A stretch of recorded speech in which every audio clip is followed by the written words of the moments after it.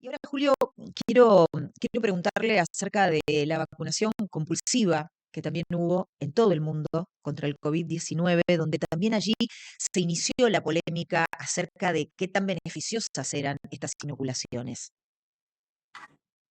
Sí, primero, en los, para hablar de COVID, primero tenemos que recordar que es una vacuna, en realidad no es una vacuna porque no reúne los requisitos de la vacuna, sino que es una medicación experimental de fase 3, por lo tanto, supuestamente es voluntaria.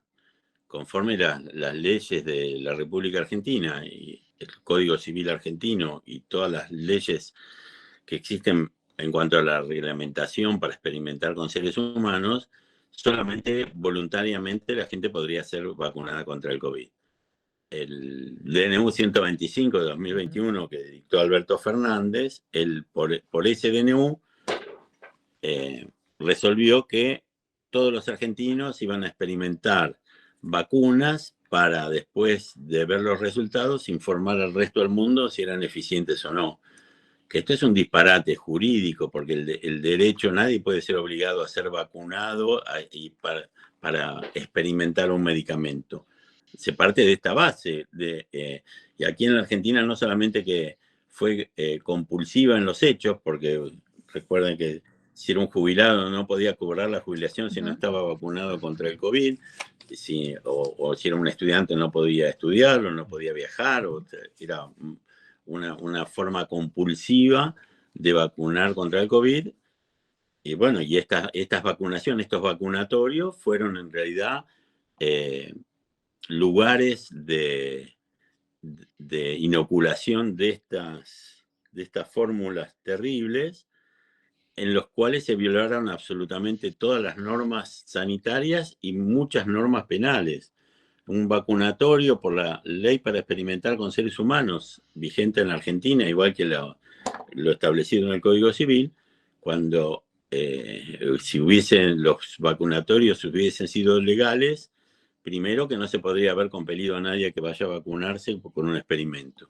Y en el caso que esa persona voluntariamente hubiese concurrido, establecen las normas que primero un médico responsable tenía que hacer una anamnesis sobre esa persona, o sea, un estudio clínico sobre esa persona detallado.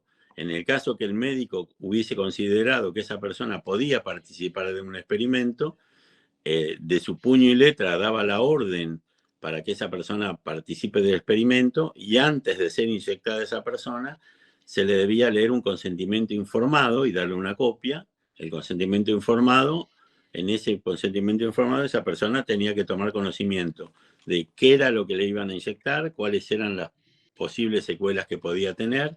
Se le daba un 0800 para comunicarse las 24 horas del día con los representantes de ANMAT y de la empresa farmacéutica que iba a experimentar con su cuerpo, y aparte se le debía pagar una suma de dinero en concepto de gastos y viáticos a esa persona. Eso establece la ley. Y Ujú. después iba a tener un control permanente diario y una vez por mes iba a ser revisado por los médicos responsables del vacunatorio. Eso se tendría que haber hecho en todos y cada uno de los casos que una persona fue inyectada contra el COVID.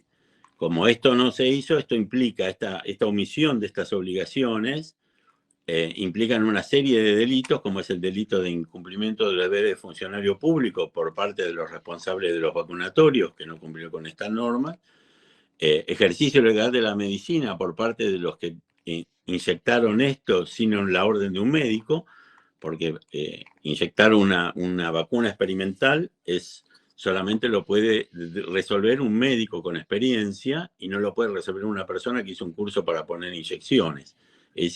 Cada vacunador cometió el delito de ejercicio legal de la medicina porque resolvió una cuestión en la que está en juego la vida de la gente sin ser médico. Julio, Y por parte de los encargados de ANMAT, que tendrían que haber hecho un control permanente de las personas vacunadas para evitar cualquier secuela o tratar las secuelas, cometieron todos el delito de incumplimiento de los deberes de funcionario público, y en el caso de las personas con secuelas y las que fallecieron, cometieron el delito de abandono de persona y en el caso si la persona falleció, abandono de persona seguida de muerte.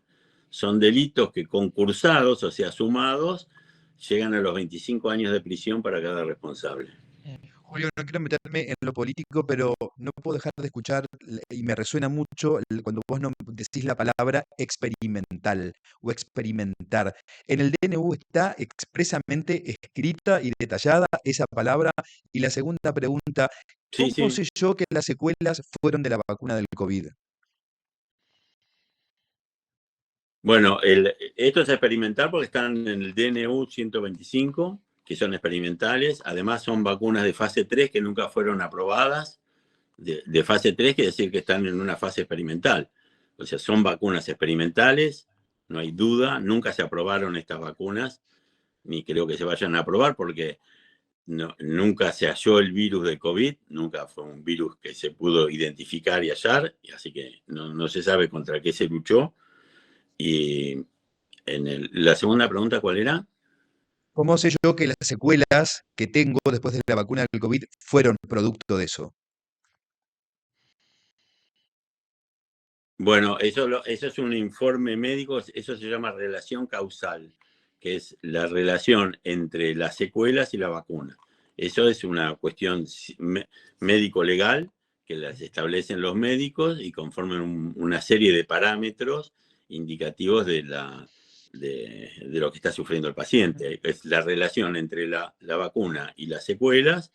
Además, habiéndose hecho análisis del contenido de las vacunas, como se han hallado distintos elementos no declarados en la vacuna, como óxido de grafeno y otras cuestiones, que hallados en el cuerpo de la víctima, ya sea que esté viva o que haya fallecido, se hace esa relación causal. Y en esto tiene muchísima importancia que en su momento se prohibieron las autopsias para las personas fallecidas, lo que esto ha impedido, de hecho, probar una enorme cantidad de personas de estas relaciones causales, Y porque ahora, si yo esto tengo se ese prueba informe, mediante...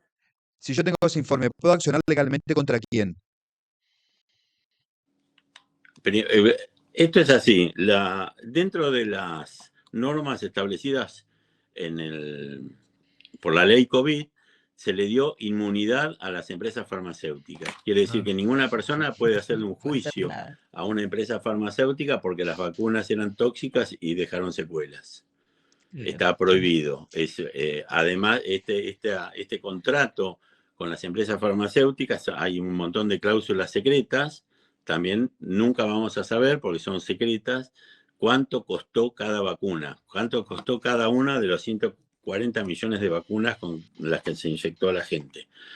Nosotros en varias acciones judiciales hemos pedido que se declare la inconstitucionalidad de esto para poder determinar la responsabilidad y poder accionar contra las empresas farmacéuticas. Lo que no tienen inmunidad las empresas farmacéuticas y los funcionarios públicos es contra los delitos que han cometido.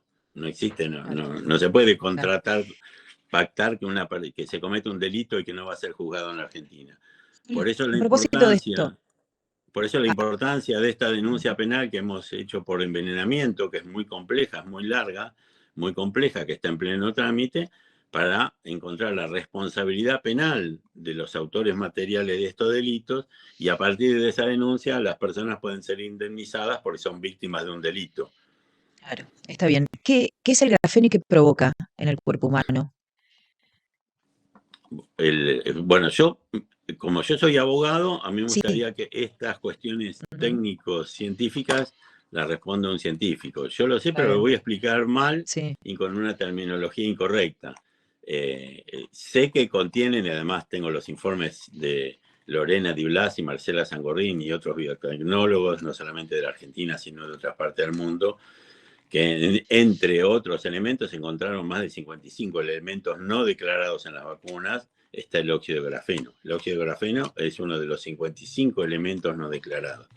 Yo no tengo la capacidad como para responder una pregunta Perfecto. técnico-científica de ese Porque se tipo. habló mucho del grafeno, digamos, se habló Sí, se de la habló presencia del mucho, grafeno y de lo sé que esto que podía generar. hay muchísimas secuelas relacionadas con el sistema circulatorio que producen paros cardíacos y bueno, problemas neurológicos, etcétera, producto del grafeno. Pero Ujú. yo prefiero, o sea, Está estoy bien, perfecto. capacitado para hablar de cuestiones jurídicas, no Perfecto, Julio, científicas. esto a propósito, la pregunta tiene que ver con esto y porque hay, hay quienes comienzan a darse cuenta de que su vida y su salud no es la misma desde que se vacunaron contra el COVID, a partir de síntomas que empiezan a tener, a partir de que se resfrían más que antes. Yo he escuchado testimonios donde desde que me vacuné no paro de resfriarme, o un resfrío que dura 7 días les dura 15.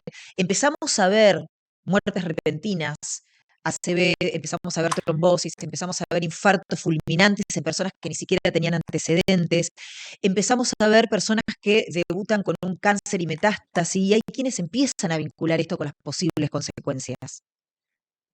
Bueno, esto es el trabajo que están haciendo una enorme cantidad de médicos y científicos, que es precisamente lo que hablaba recién, que es la relación Ujú, causal. claro. Estas dolencias con la inoculación.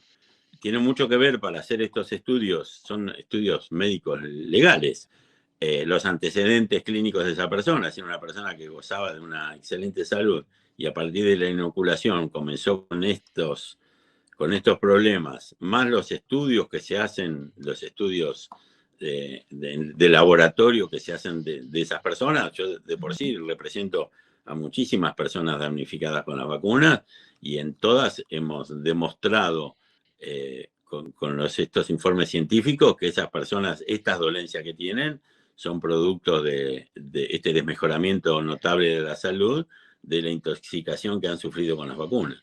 Bien. Hay Julio, hay por un último, método científico para hacerlo. ujú, quiero hacerle esta consulta ya para cerrar porque no nos queda más tiempo, pero a instancias, insisto, de que el gobierno de Mendoza está pensando con multar y hasta meter presos a aquellos padres que no quieran vacunar a sus hijos con lo que está establecido en el calendario oficial. ¿Qué se puede hacer ante la opresión o la obligatoriedad que establece el Estado con vacunas de calendario y fuera de calendario? ¿Qué pueden hacer aquellas personas que no quieren ser inoculadas ante el riesgo que puede generar para su salud? Bueno, vale aclarar que esto que pasa en Mendoza pasa en todo el país, no solamente en Mendoza. Sí. Lo que pasa es que trascendió lo de Mendoza porque ellos amenazan con una pena de 5 días de detención a los padres. En la provincia de Buenos Aires hasta pierden la patria potestad o la tenencia de sus hijos. Porque la ley 27.491 es una ley nacional, es para todo el país, es como el Código Civil, se aplica en todo el país. Después cada provincia tiene su procedimiento para aplicarlo. Aquí lo que tienen que saber las personas es que primero que tienen que defender la vida de sus hijos y que la desobediencia es un derecho. Cualquier adulto tiene la obligación de defender la vida de su hijo. Nadie está obligado a entregar a su hijo, a sacrificarlo a su hijo como si fuese por el Dios o Organización Mundial de la Salud o Agenda 2030, vamos a sacrificar la vida de nuestro hijo para un futuro lejano mejor. Ese es un disparate. Por primero están los derechos de los niños, el derecho a la vida, el derecho a la salud. Y lo que tiene que hacer un padre, nosotros estamos proponiendo, es más, yo he presentado al presidente de la Nación un proyecto para derogar la compulsividad, al menos de las vacunas, ¿no? Que no se obligue por la fuerza a vacunar a nadie y que se respete los derechos de los chicos. Lo que tienen que hacer los padres es no oponerse formalmente a la inoculación, sino llevar un certificado médico ante la escuela, o cuando una persona va a tener familia, antes de tener familia, llevar un certificado médico que diga que por el momento, no se va a vacunar al niño hasta tanto se certifique que no va a sufrir una secuela grave. Tiene que decir por el momento, porque si la persona dice no lo voy a vacunar definitivamente, ya ponen un mecanismo jurídico y represivo en marcha y en horas ese nene es vacunado. No nos dan tiempo, hay tantos intereses de las empresas farmacéuticas por vacunar a todo el mundo, ¿no? Por ganar esos $500 por chico, que a los abogados no nos dan tiempo, nos llaman por teléfono una persona y dice, mire, tuve a mi hijo y me obligan a vacunarlo y cuando vamos a hacer un recurso de amparo ya está vacunado, en horas lo vacunan. Entonces lo que hay que hacer es, si es una persona embarazada, antes de ir a un nosocomio, a una clínica, hablar y decir que con un certificado médico que diga que cuando nazca el bebé no lo vacunen inmediatamente, que ella lo va a vacunar cuando su médico lo autorice para evitar una lesión grave en su hijo o la muerte. Y si va a ir a la escuela, igual, porque si no, tienen la obligación los funcionarios, tanto de las escuelas o de los nosocomios, en el caso que una familia sea reticente a vacunar a su hijo, de informarlo al sistema judicial y el sistema judicial lo